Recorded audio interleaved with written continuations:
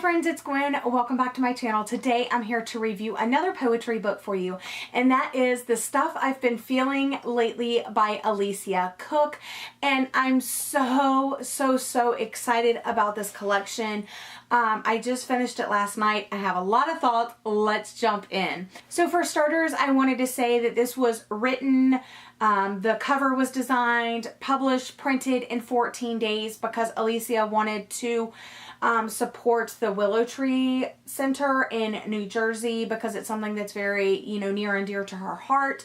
And I just think that that is absolutely amazing. I'm blown away what she was able to do in 14 days. It makes the rest of us just look like slackers. But she is coming out with an extended version here very soon in 2017, maybe April. I forget the month, but anyway, it's in 2017. It's very soon. And it's going to be probably, she's been working on it for over a year. So I'm sure it's going to have a little bit more, fun stuff added. One of the really cool things about this is that it was kind of written like a mixtape. There was a side A and a side B, and side A was regular poetry with different tracks, and then at the bottom it had currently listening to, and then in track B she took her original poems and turned it into some blackout poetry. I rated this collection, or I rated this book, 4 stars, and the only reason that I took off a star is because the blackout poetry wasn't as strong as just the regular poetry. The blackout poetry, while a very cool concept and it made this collection very unique, it didn't really stand out like her poetry did. Some of it wasn't poems, it was just sentences or a sentence. That's the only reason I really took off a star. But to be completely honest, for originality alone, it should have probably gotten 5 stars. There are so many tabs. I don't even know if you can see them, but I was basically tabbing almost every single one. Track 2, like I said, I believe in my haul video, is what made me purchase this book. I've also said in previous poetry reviews and hauls that it's something that's very personal and it's something that you have to connect with, and I totally connected with her poems. Track 2, I lost my dog recently, and this track just was about the remember whens, the might have beens, wanting more years, more months, more weeks, more days, more minutes, and more seconds. And if I think about it, I'll get too emotional, so let's move on. That was just what made me buy this in the first place off of Amazon.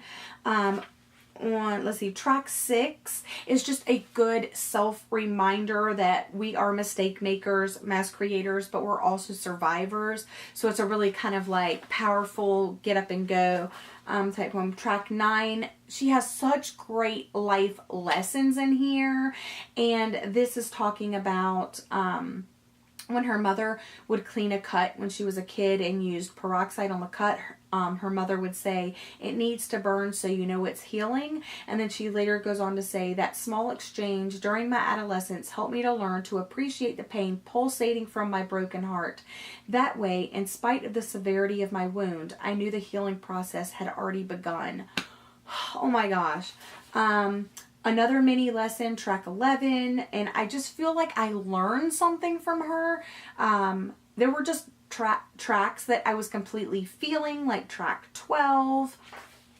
Let's see what else I tabbed here. There were deep and moving poems like track 16. Let's see. Oh yeah, so sometimes people write, when there's a poet that writes a poem and you read it, it may not be exactly what they intended, but you kind of fit that to what you need it to be. And track 17, I'm sure she was talking about something else entirely, but I made it fit what I needed it to be, and it was just perfect. Also on track 19 and track 20, just perfect timing. I read this at the perfect time. It was exactly what I needed, and a lot of poetry is that for me. That's why I like to revisit it and reread it, because while it may not fit right now, it may fit later. That's with books as well, but especially poetry, I have found. So I had a mini meltdown a little while back, and I read this and I was just like, wow. So again, just perfect timing. This track 2023 was perfect for Valentine's Day, and I just thought it was, oh my gosh, it was just so beautiful. Let's see, track 32 was just so well said. Oh, I also marked track 35 because it's like, anytime you go through a breakup, you should just copy and paste this and send it to them. I mean, give credit to the poet, of course, but it's just perfect. And I think that's the one that I'm going to read to you. And then the last one that I have marked is track 45, and it's a very good sisterly poem. And me and my sister's going through something difficult at the moment, but her and I aren't as close as we were growing up, and this is just the perfect sister poem. And so I marked it, and I hope that I can like take a picture and send it to my sister, or write it and send it to my sister, and you know, hopefully that will like help her a little bit. But what I'm going to read you is track 35. And this is the one that I say is great for a breakup. And I'm not the one who got away. Late nights and loneliness have built me up in your head. Letting go of even the wrong heart can play tricks on one's mind, confusing two souls that once mated for soulmates. So please, the next time the smell of Chanel fills up a room and you find yourself reminded of me, try to remember, I never even wore perfume. Oh, chills. So good, so good, so good. I loved it so much. Like I said, the poetry in the back wasn't really blackout poetry. I mean, it was, but I just think that her work in the beginning on track A was so strong. It didn't like hold up. If I would have just read that, it would have been like 3 stars, like the back blackout poetry alone.